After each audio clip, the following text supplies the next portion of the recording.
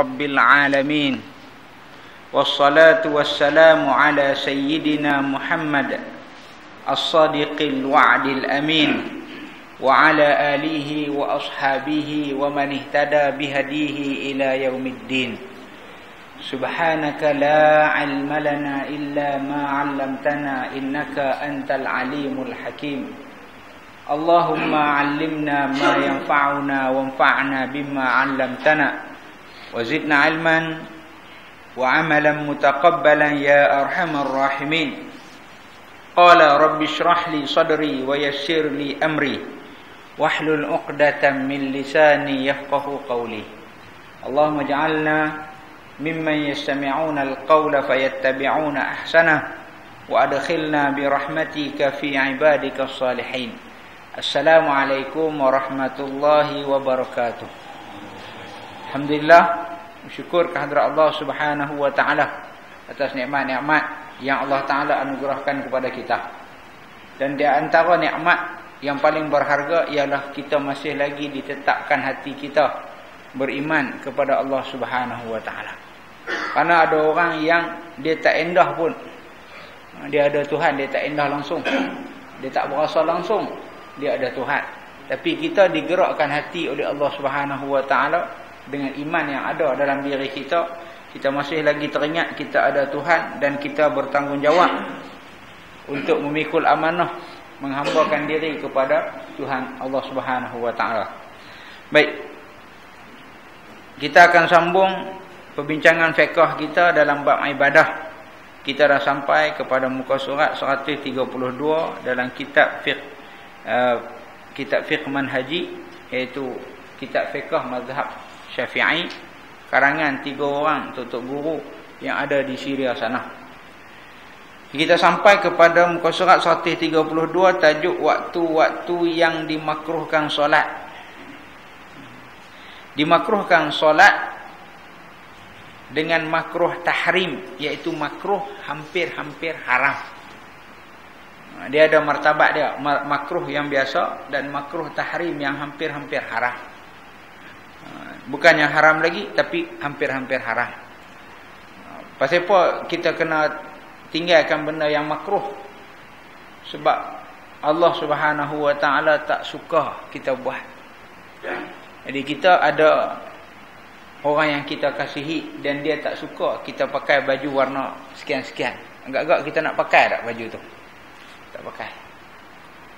Jadi baju yang warna yang kita pilih tu, kadang-kadang kita suka warna tu, tapi orang yang kita kasihi dia tak suka. Kita tak pakai baju yang dia tak suka. Kita pergi menghadap sultan pakai baju warna kuning. Oh, dia kata ni lawan aku. Dia suka kita pakai baju warna hitam.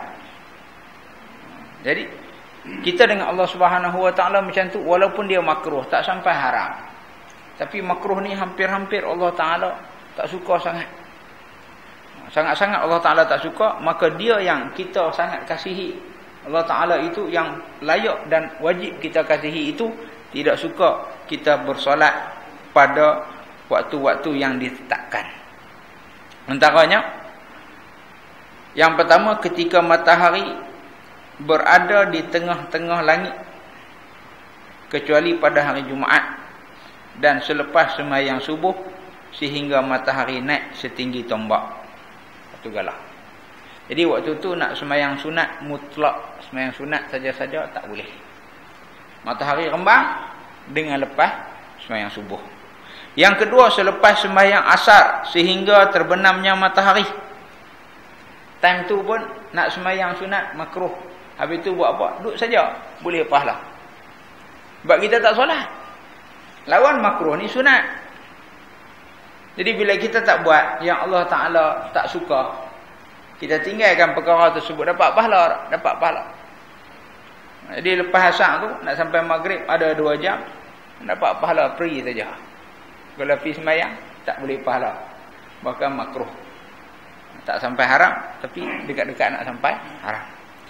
Dan yang dia ada 3 waktu lah tadi. Ketika mana matahari nak terbit, kedua ketika mana matahari terpacak, dan ketiga selepas asar. Dalilnya Kita kalau sembang pasal agama, kita kena ambil dalil. Dalilnya hadis yang diriwayatkan oleh Imam Muslim daripada Uqbah bin Amir radhiyallahu taala anhu, katanya Rasulullah sallallahu alaihi wasallam melarang kami menunaikan solat dan mengkuburkan orang-orang yang telah mati di kalangan kami pada 3 waktu. Yang pertama, ketika matahari mula terbit sehingga naik setinggi galah. Jangan ukur galah. Galah ni dia macam tombak. Pegang tombak. Tombak agak tinggi sikit pada kita. Jadi matahari itu sekadar tombak yang kita pegang. Ujung tombak tadi. Waktu duha lah. Lebih kurang 45 minit daripada selepas terbit matahari.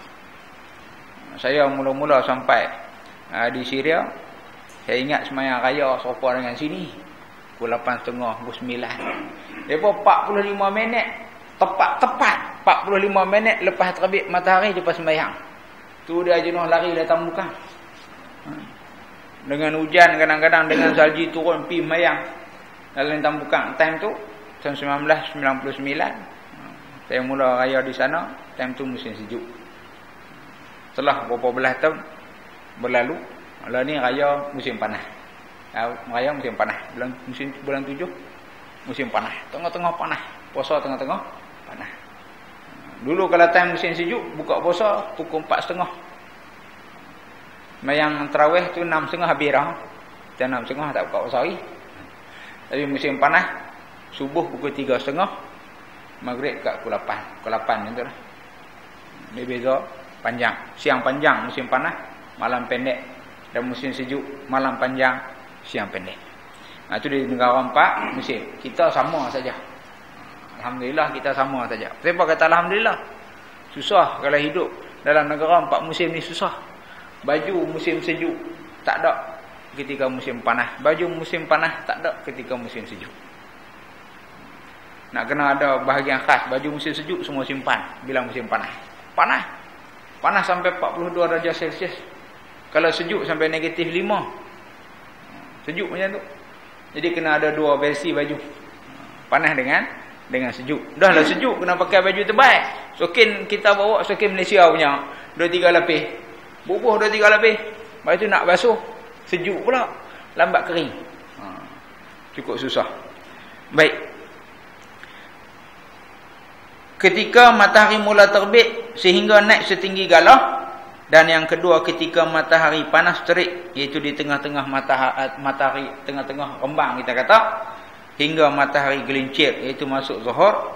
Dan yang ketiga ialah ketika matahari condong kelihatan kekuningan untuk tenggelam sampai dia tenggelam.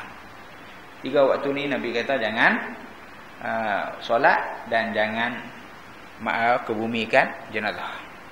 Hukum makruh ini diguna pakai sekiranya sembahyang tersebut tiada berkaitan dengan sebab-sebab yang terdahulu atau sengaja melakukan pengkebumian pada waktu tersebut. Nampak? Jika pengkebumian dilakukan pada waktu tersebut bukan dengan sengaja atau kebetulan sahaja. Contohnya, kita ada buat pi dah, tengok-tengok kawan nak korek kubur tu duduk terlentang, dia kata letih, hari ni sakit pinggang. Pi dah depan kubur. Sebelum apa? Sebelum sembahyang asar. Dia pun korek lagi. Ada pula kadang-kadang korek pasir. Runtuh dinding terbelah runtuh. Kadang-kadang korek ayak keluar. Kadang-kadang korek ada ular. Macam-macam. Jadi tertangguh. Ataupun saya ban pancit. Kan? Tempat jauh. Kita daripada sini nak pergi ke kuburan sana boleh tahan juga. Kalau usung pergi kata 5 orang pula mati. Sebab apa? Jauh. Panas-panas. Ya. Saya kereta pancit ke ada insiden jalan tutup dan sebagainya. Sampai-sampai lepas asar. Sampai-sampai waktu tengah hari rembang. Jangan pula seorang pendekar selok tangan. Dia kata tak boleh. Haram. Jangan. Dia kalau sengaja tanam waktu tu, kut-kut malaikat pergi makan tengah hari, tak boleh. Tapi kalau dah terlajak pergi, buat tak apa. Islam ini agama yang mudah. Cuma jangan jangan memandang mudah. Agama yang mudah. Baik. Atau sembahyang yang dilakukan pada waktu itu mempunyai sebab-sebab yang terdahulu, seperti sembahyang sunat wuduk. Jadi sembahyang sunat wuduk ni, kita solat sunat kerana kita berwuduk. Ada orang kata tak boleh sembahyang sunat wuduk, kena sembahyang solat sunat mutlak. Tapi bila Sayyidina Bilal, Nabi dengar tapak kaki dia dalam syurga. Kita ni kawan rapat, punya kawan rapat lah. Kalau kawan kita batuk pun kita tahu. Kentut pun kita tahu. Oh, ni tak ada orang lain lah. Dia ni punya kawan rapat. Bunyi tapak kasut pun tahu. Sebab bersahabat. Nabi dengar dalam syurga akan tapak kaki Sayyidina Bilal. Lalu Nabi tanya Sayyidina Bilal, Bilal, hang buat apa sampai macam ni? Dia kata, saya tidak melakukan apa-apa, boleh jadi hak lebih sikit. Dia kata, setiap kali saya berwuduk, saya akan manfaatkan wuduk tadi dengan solat sunat. Nabi syariat tak? Nabi suruh tak dia semayang? Dia Nabi tak suruh. Tapi dia sendiri menetapkan waktu untuk dia solat, iaitu selepas dia berwuduk. Ini satu benda yang solat sunat disyariatkan. Macam dia pada berkelai malam nisfu Syakban. Tak boleh lah apalah masuk neraka lah sebab baca Yasin. Adakah masuk neraka sebab baca Yasin? Orang nak puasa dia pun kata tak boleh puasa. Nak baca Yasin dia pun kata tak boleh baca Yasin. Habis tu kalau malam tu dia pidang dulu, apa nak jawab depan Tuhan? Semayang dibenarkan, puasa dibenarkan oleh Nabi. Bila-bila masa kita nak puasa boleh. Bahkan puasa 13, 14, 15 memang disyariatkan puasa dalam Islam. Boleh puasa. Tapi bukan niat puasa nisfu Syakban. Niat puasa kerana apa? Pada hari-hari putih, iaitu hari bulan putih. 13, 14, 15. Boleh jugalah nisfu Syakban tu dia tengah bulan. Tentulah lebih nisfu Syakban kena puasa. Tak ada. Nabi tidak menetapkan mana-mana ibadah khusus yang perlu dilakukan pada nisfu Syakban. Tapi nak buat. Nak baca Quran sampai pagi pun baca. Benda harus. Jangan berkelahi sudah. Sebab malam tu Allah Ta'ala hanya tidak mengampunkan dosa orang musyrik dengan orang yang bergaduh. Hak lain semua Allah Ta'ala ampun. Malam tu duk berkelahi ni ya. Kemudian sembahyang sunat tahiyatul masjid. Sebab dia masuk masjid dan mengqadakkan sembahyang, maka semua ini tidak dimakruhkan pada waktu-waktu yang disebut tadi. Tidak dimakruhkan. Tak lagi lepas asar ada interview, tak ada nak semayang hajat lagi. Semayang hajat nak pergi interview, ada sebab. Yang tak boleh ialah solat yang tak ada sebab. Saja-saja nak semayang, tak tahu nak buat apa. Semayang solat sunat mutlak, tak boleh. Sebab apa? Bukan tak bagi buat, tapi ada masa-masa tak ada buat lah, buat aja lain. Buat aja lain dapat pahala. Baik, dalilnya Nabi SAW bersabda, siapa yang terlupa mendirikan sembahyang, maka hendaklah dia sembahyang apabila dia mengingatinya, dan dia tidak dikenakan kafarah melainkan mendirikan sembahyang tersebut. Lalu baginda membaca firman Allah Ta'ala yang bermaksud, dan dirikanlah solat untuk mengingatiku. Surah Taha ayat 14. Jadi Nabi kata apa? Siapa yang dia terlupa, galik ataupun terlena, jaga-jaga tengok solat dah habis dah. Selalunya hak terlepas main subuh. Ataupun sembahyang lohor. Kalau ni tak sedap kata dia tak sembahyang. Ada kadang-kadang kalau dia kata sat lagi ya. Tak lagi. Itu dia yang lalai. Ni sungguh-sungguh punya dia tak sedap kata dia dia tak semayang, sedap-sedap tengok-tengok Allah dah habis dah waktu. Maka dia kena solat bila dia teringat. Macam tu. Dan tidak dikenakan kafarah melainkan dia solat tersebut. Nabi SAW bersabda lagi, apabila dia sabda Nabi tadi ialah apabila dia mengingatinya, menunjukkan bahawa waktu yang disyariat dan dituntut menunaikan sembahyang ialah waktu ingat. Dan waktu ingat ini kadang-kadang berlaku pada waktu-waktu yang dilarang atau dimakruhkan solat. Maka apabila dia teringat, boleh solat. Ini dalil dia, sembahyang bersebab. Sembahyang bersebab. Imam Bukhari dan Muslim meriwayatkan hadis yang lain bahawa Nabi SAW sembahyang 2 rakaat lepas asar. Lalu dia ditanya, Ummu Salamah bertanya kepada Nabi, kenapa sembahyang 2 rakaat lepas asar? Kata tak boleh. Kita sembahyang di surau, habis-habis sembahyang ada guru duduk tu sembahyang 2 rakaat lepas asar. Kita tengok pelik kan. Kita pun pergi tanya dia, sembahyang 2 rakaat lepas asar. Lalu Nabi kata apa? Nabi kata sesungguhnya satu rombongan daripada kaum Abdul Qis telah datang menemuiku, menyebabkan aku sibuk melayan mereka dan tidak sempat menunaikan 2 rakaat selepas zuhur dan 2 rakaat selepas asar ini sebagai ganti kepada hak zuhur tadi. Sembahyang sunat rupanya boleh qada. Apa kata tak boleh? Selalunya tiap-tiap sebelum subuh dia sembahyang 2 rakaat. Sebelum subuh dia sembahyang 2 rakaat. Hari itu jam dia habis bateri. Jaga-jaga orang azan. Dia pun pakai baju mamat imam takbir dah. Dia tak ada sembahyang 2 rakaat sebelum subuh. Tak lagi lepas habis sembahyang subuh, qada balik. Bagi orang yang selalu buat. Tapi orang yang tak selalu buat, dia jenis bukan BJJ buat jarang-jarang.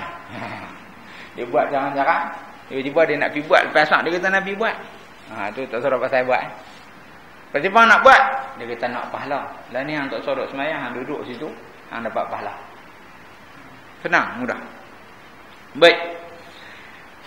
Dengan ini semua sembahyang yang ada sebab yang terdahulu daripada waktu tadi diqiyaskan kepada 2 rakaat yang diqada oleh Nabi SAW selepas asar itu.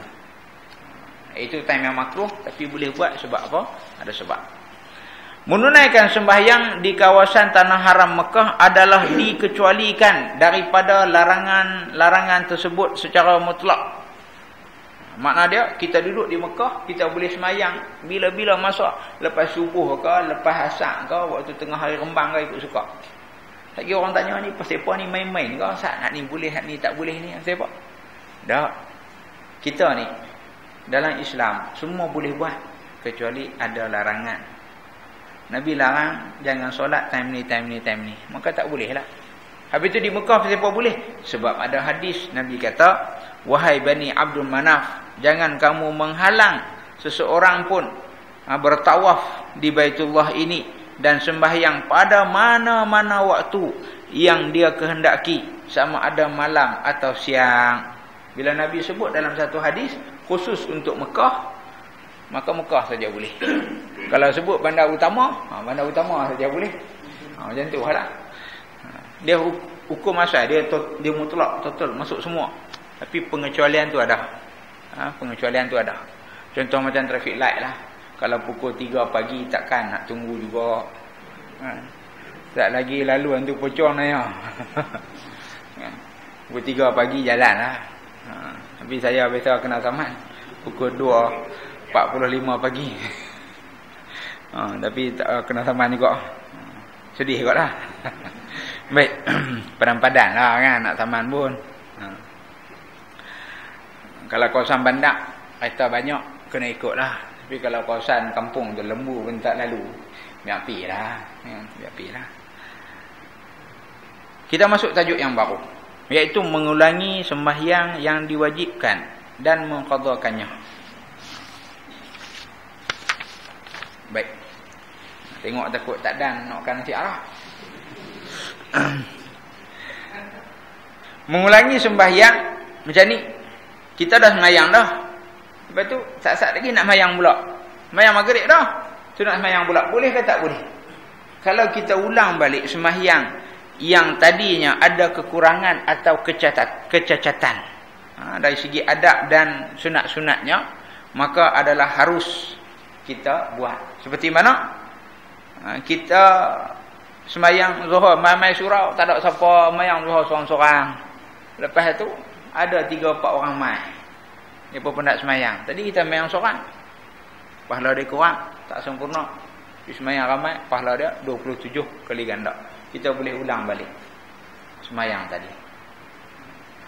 Baik. Ini kerana Nabi SAW semayang subuh. Kemudian Nabi lihat ada 2 orang sahabat duduk belakang sana tak semayang. Bila habis semayang, Nabi pun pergi dekat mereka tanya, ni pasal apa hangpa tak mau semayang dengan kami tadi? Lalu mereka menjawab, kami dah semayang di rumah. Kami dah semayang di rumah. Itu teringat nak main masjid, mainlah masjid. Nabi kata apa? Jangan kamu berdua melakukan demikian. Nampak 2 orang tu suruh buat betul lah lain kali. Nabi kata. Sebab apa? Apabila kamu telah datang, kamu telah sembahyang di rumah, kemudian kamu datang ke masjid yang didirikan dalamnya sembahyang berjamaah, maka sembahyanglah bersama-sama mereka. Sesungguhnya sembahyang tersebut adalah sunat bagi kamu berdua. Sunat balik buat. Sebab tadi sembahyang di rumah. Kalau sembahyang jemaah di rumah 2 orang. Sembahyang di masjid ada puluh-puluh orang. Maka afdal daripada low, upgrade boleh. Tapi kalau daripada atas nak turun tak boleh. Tadi dah sembahyang okey dah, balik-balik rumah ajak orang sembahyang. Ajak orang sembahyang boleh, tapi jangan sembahyang hak fardu tadi. Kita buat sembahyang sunat, anak-anak puluh belakang pun tak apa. Macam tu. Baik. Jika sembahyang pertama tidak mempunyai kekurangan atau kecacatan dan sembahyang kedua tidak akan menjadikannya lebih sempurna daripada yang pertama, maka tidak disunatkan mengulangi sembahyang tersebut. Jadi bila kita duduk dalam masjid, orang sembahyang, kita tak sembahyang, dia dikiaskan. Orang ulama kata macam iblis. Orang lain sujud, dia tak mau sujud. Orang lain sujud, sembahyang tu sujud lah. Masjid itu masjidun daripada sajadah, sujudun masjidan, tempat sujud. Sujud tu iblis pun Allah Ta'ala suruh sujud, tunduk kepada Adam, dia tak mau tunduk.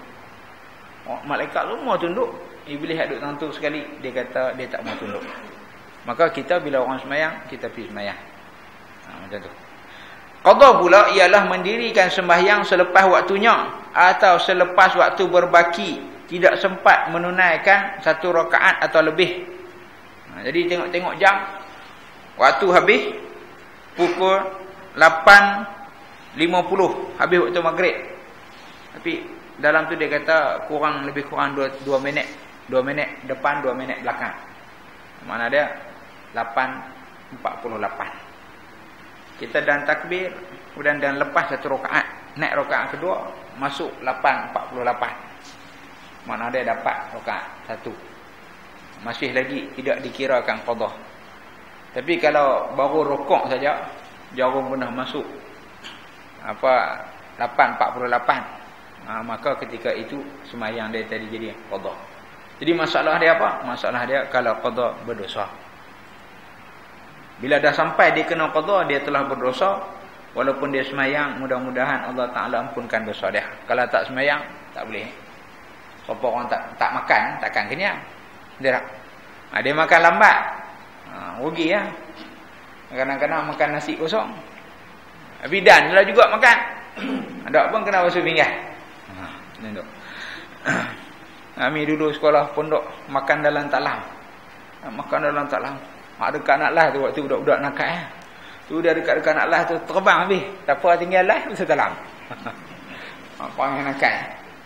Lepas tu bila ustaz-ustaz bagi tahu kata siapa basuh talam tu dia dapat pahala besar, pakat berebut pula lah nak basuh talam pula dah. Okey lah budak-budak macam tu. Okey. Jumhur ulama pelbagai mazhab bersepakat bahawa orang yang meninggalkan sembahyang diwajibkan mengqadhakannya sama ada dia terlupa atau sengaja. Bila tinggal saja sembahyang kena qadha. Itu kes lain. Kes pertama dia hang kena qadha dulu. Baru masuk kes kedua tadi. Tapi kedua-dua tadi iaitu lupa dan sengaja ada sedikit perbezaan. Contohnya, orang yang meninggalkan sembahyang kerana satu keuzuran seperti lupa tertidur, maka dia tidak berdosa dan tidak wajib mengqadhakannya dengan segera. Dia tidur awal dah malam ni. Pukul 11, pukul 10.30 dia tidur. Dia jaga pukul berapa? Pukul 7.30 pagi. Dia kena masuk ofis pukul berapa? Pukul 8. Dia sempat tak nak qada? Rasa macam tak apa sempat. Habis tu dia nak qada bila? Dia qada sat lagi waktu rehat. Rehat dekat ofis sat lagi, dia pergi masuk surat, dia solat subuh qada. Orang nampak sembahyang apa duha saja kemas dia. Padahal duk qada subuh. Tapi dia tinggal tadi secara tidak sengaja. Jaga-jaga terlewat. Handphone ni tak dengar bunyi kata. Tengok-tengok bateri habis sebab semalam tak cas. Bateri kong. Kalaulah malam dia jaga sampai pukul 3.30 pagi tengok bola. Lepas tu tidur jaga-jaga pukul 7.30 pagi. Lebih dah waktu subuh. Office dia masuk sebelum pukul 8. Maka ketika itu kena potong gaji dengan kena tibai tengah belakang. Dengan malaikat nak pilih hak mana? Baik kena potong gaji. Daripada kena tibai dengan malaikat. Bodam masuk bom dalam tanah. Sakit juga. Kena bakar. Jadi kena bakar sakit juga. Bukan sakit juga, memang sakit. Maka qada lah biar kena marah dengan bos daripada kena marah dengan kena murka dengan Allah Ta'ala lagi teruk. Tapi dia dah berdosa dah sebab dia semayang luar daripada time semayang. Dia macam tu. Dia wajib buat. Dalil yang menunjukkan wajib qada semayang yang ditinggalkan ialah Nabi kata, siapa yang tertidur atau terlupa mendirikan sembahyang, maka hendaklah dia sembahyang apabila mengingatinya, tidak dikenakan kafarah melainkan melaksanakan solat tersebut. Tadi kita dah baca. Ayat tidak dikenakan kafarah itu menunjukkan bahawasanya sembahyang fardu yang ditinggalkan wajib diqada sembahyang itu sendiri. Tak boleh nak tunggu bayar kafarah ataupun bayar fidyah solat. Okey ya. Beli beras banyak-banyak ataupun bubuh duit banyak-banyak dalam bank, nanti aku mati yang beli beras hangpa bagi ya. Aku tak mahu bayar. Okey tak tu? Tak boleh ya. Tak boleh. Padahal kalau kita cari dalam majlis fatwa kebangsaan Malaysia pun tidak ada orang kata apa kewajipan untuk membayar fidyah solat bagi si mati. Tidak ada kewajipan. Tapi kalau nak buat tak apa, buat sajalah. Tapi kalau kata wajib buat tak ada. Tapi kalau nak buat baguslah sebab sedekah itu, sedekah anak-anak bersedekah mendoakan ibu bapa dia itu adalah perkara yang dituntut dalam Islam. Anak-anak berdoa dan bersedekah beramal untuk ibu bapa.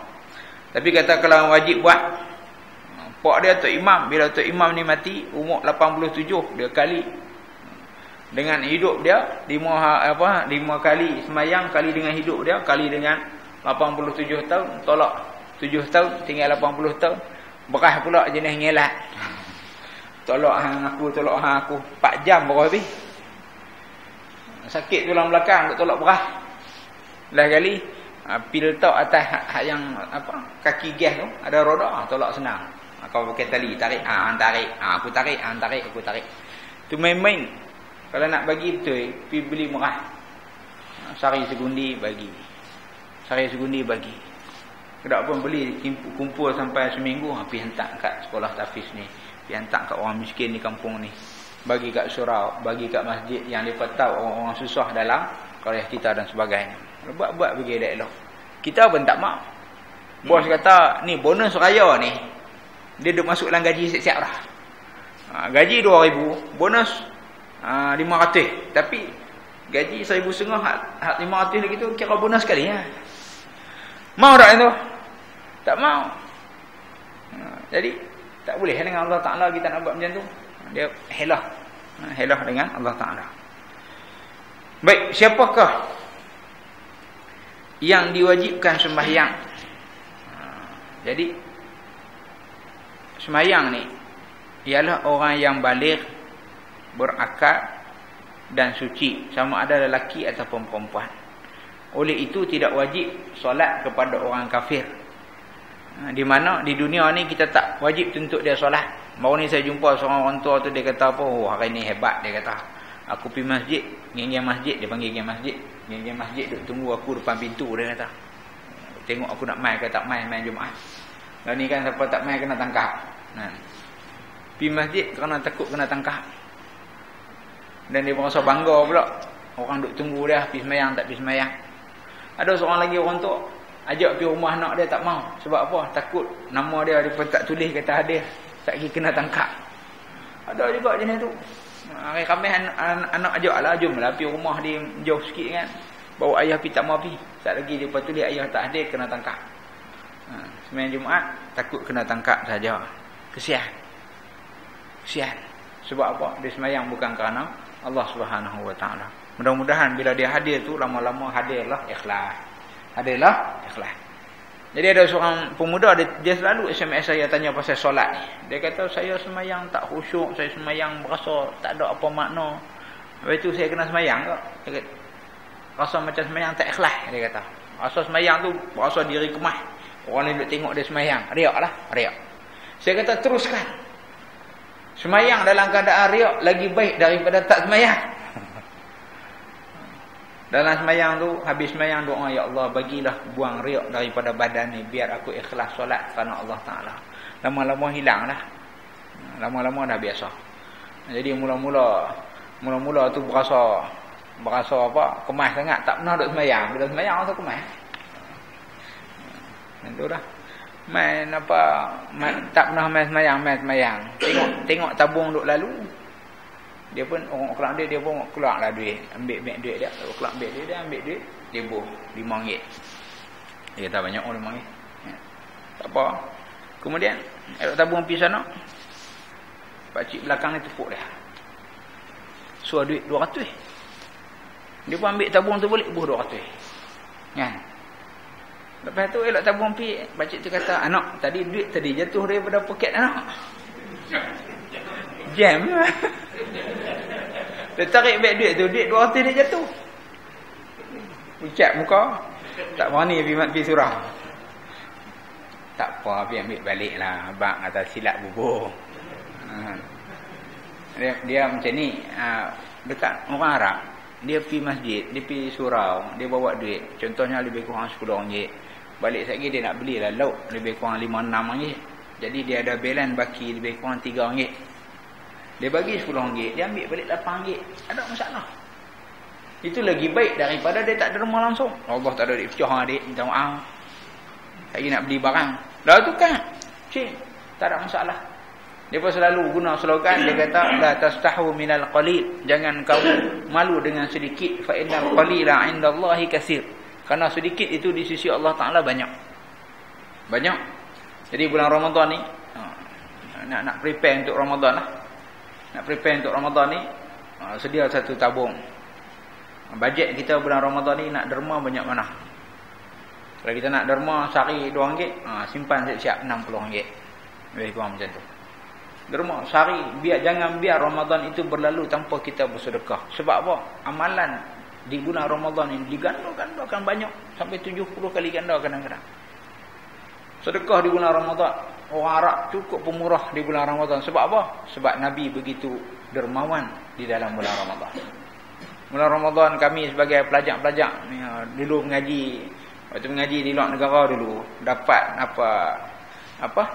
kami ni belanja mengaji ni daripada MBS saja. Mak bapak finance. Pinjam kat mak bapak kan.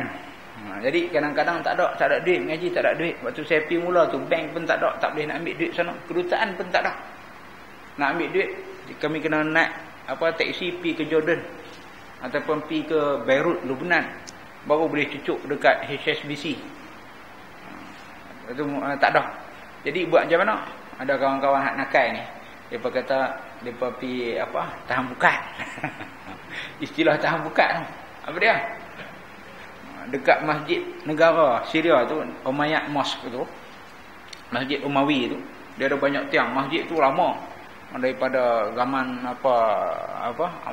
Abdul Malik bin Marwan dulu, lama.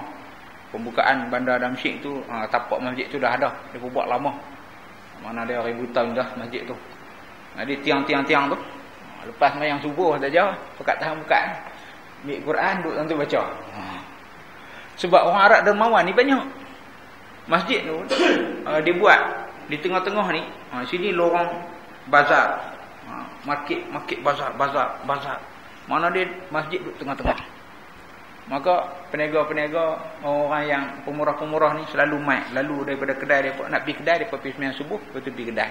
Jadi depa buat duit, depa bagi derma kepada pelajar-pelajar agama. Tambah pelajar-pelajar yang mai daripada luar negara ni. Kalau orang yang jahat, dia nampak tulis muka sini duit. Nampak cok duit, padahal kita main mengaji ni MBF lah yang saya kata tadi. Bapak finance tanggung sendiri. Sebab apa? Sebab di Syria ketika itu tidak ada mana-mana institusi yang diiktiraf oleh GPA. Tak ada. Jadi semua pergi mengaji sana semata-mata nak cari ilmu, bukannya nak cari segulung ijazah ataupun sijil. Memang semua nak cari ilmu. Kalau nak ijazah yang diiktiraf, pergi ke Mesir ataupun Jordan. Tapi dia pilih Syria sebab di sana ada tok guru yang sangat-sangat hebat. Kalau kita tengok, masya-Allah, duduk tengok muka tok guru pun berasa tenang hati. Ngaji kat dia pun lagilah. Alhamdulillah. Baik. Jadi di bulan Ramadan, orang Arab ni pemurah. Kadang-kadang tahan buka sehari boleh tengah 200. Istilah depa lah, saya tak buatlah macam tu. Sebab saya rumah saya dengan pusat pengajian saya nak pergi sana jauh. Dalam 6 ke 7 kilometer. Jadi saya penempatan saya di bukit, saya turun kaki bukit semayang. Tu pun lepas semayang subuh, lalunya semayang subuh lah. Semayang subuh, lalunya kadang-kadang salam memang tak kosong. Dengan makmum pemurah. Orang Arab ni cukup pemurah.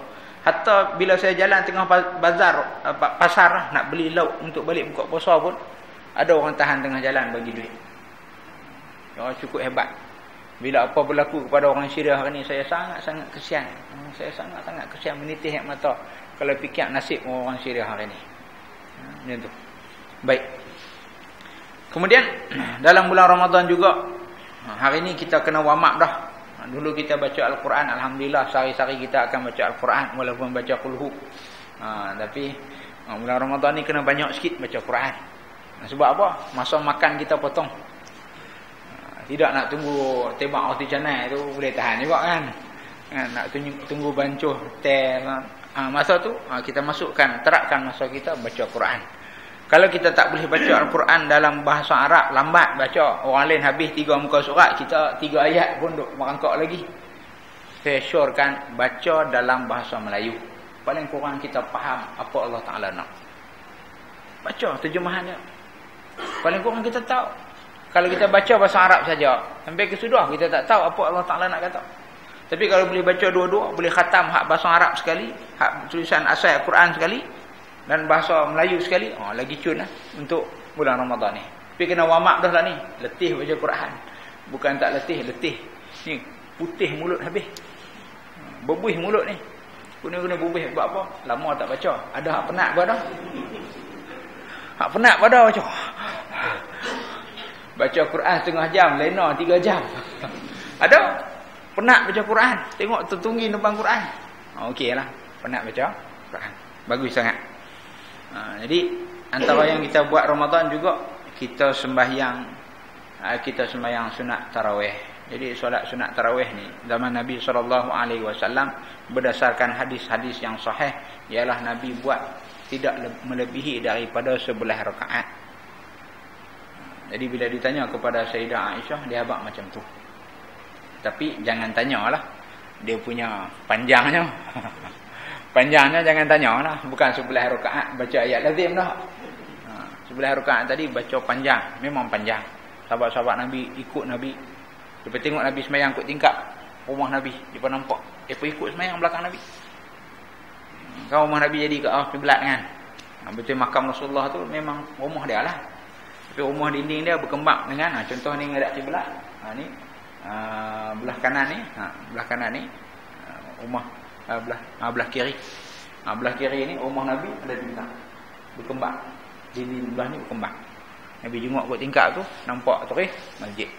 Jadi dia tengok Nabi semayang, dia pun ikut. Malam kedua kira ramai, malam ketiga pun ramai. Lalu Nabi pun malam seterusnya Nabi tutup tingkap. Nabi tak semayang. Dia pun tengok Allah tak ada. Sebab apa? Nabi nak abang semayang tarawih adalah semayang sunat, bukan wajib. Takut orang kata wajib. Bila mai zaman Sayyidina Umar radhiyallahu taala anhu, Sayyidina Umar jalankan 20 rakaat dengan berjamaah. Sebab apa? Dia kata tengok orang semayang ni, ada yang boleh semayang panjang, ada boleh semayang pendek. Jadi kita buat sederhana, buat 20 rakaat. Sedangkan Nabi semayang, diriwayatkan dari itu 4, 8, kemudian 3 semayang witir. Kemudian ada hadis lagi, Nabi kata salatul lail, semayang malam itu masna-masna, dua-dua. Bila Imam Malik rahimahullah, dia kata semayang sunat tarawih 36. Dia kata malam Ramadan semayang 36. Sebab orang di Mekah, lepas dia habis 4, kita lepas habis 4 kita baca doa. Depa buat apa? Depa pergi tawaf. Depa pergi tawaf di Mekah. Di Madinah tak ada Kaabah, nak tawaf kat mana? Nak tawaf kat mana? Jadi dia tambah lagi, jadi sampai 36. Siapa berasa nak buat 36 silalah. Kan, tambah witir 3 jadi 39. Okey juga. Baik. Pasal apa Sayyidina Umar tambah? Bukan Sayyidina Umar tambah, sebenarnya Sayyidina Umar dapat tahu daripada Nabi bahwasanya nak sembahyang sunat malam-malam ni open. Apa nak buat. Jadi dia pilih 20. Dan Nabi beritahu satu hadis, Nabi kata, peganglah dengan sunnah aku dan sunnah khulafa ar-rasyidin al-mahdiyyin. Addu 'alaiha bin nawajiz, gigit dengan geraham. Maknanya kuat. Pegang dengan sunnah tadi. Apa yang dibawa oleh khulafa ar-rasyidin itu diiktiraf oleh Nabi SAW. Nabi iktiraf. Nabi tidak berbohong. Nabi tidak bercakap melainkan wahyu daripada Allah Subhanahu wa taala. Jadi bolehlah kalau nak buat 8 pun tak ada masalah, nak buat 20 pun tak ada masalah. Oleh kerana ada di setengah surau yang dia meraihkan, ada hak yang main masjid itu umur 20 lebih, bersemangat. Budak dia duk mengamalkan abang sadu. Maka dia punya stamina dia kuat. Ada dah orang hak habis muda. Muda dia habis dah. Jadi dia semayang takat dia lepas tu lah. Kan? Jadi bila kalau kita buat 8, siapa nak buat 20, buat balik di rumah. Dia kata dah tutup dah ustaz dengan witir. Ambil TV boleh buka tutup. Takkan semayang tak boleh buka tutup. Buat sesi kedua pula di rumah, tambah lagi di rumah. Kemudian buatlah witir pula. Tutup sesi itu. Dia bukan tutup keseluruhan malam. Kan? Jadi apa benda handphone pun boleh buka tutup. Takkan ibadat tak boleh lah. Mak dah tutup lah tadi. Dah ni kena tengok TV sampai pagi. Ada juga buat alasan itu. Dia kata semalam tak boleh lena. Dia kata ustaz semalam tak boleh lena. Tapi tak main tahajud sebab tak tidur. Dia kata alasan tak semayang tahajud sebab apa? Tak tidur. Nak tahajud kena tidur dulu. Kena macam tu lah. Kalau semayang sunat lain tak boleh lah. Sunat lain punya berlambak. Semayang sunat muntlah, semayang sunat apa, minta Allah hajat, minta Allah Ta'ala taubat, minta Allah Ta'ala bagi kuat beribadat, bagi minta boleh lena, minta boleh harta, minta boleh apa pasangan, minta boleh anak-anak dan sebagainya. Minta kejayaan dunia dan akhirat, minta semua malam, boleh minta sampai ke pagi. Jangan buat alasan tak boleh tidur, tak boleh semayang. Sebab apa?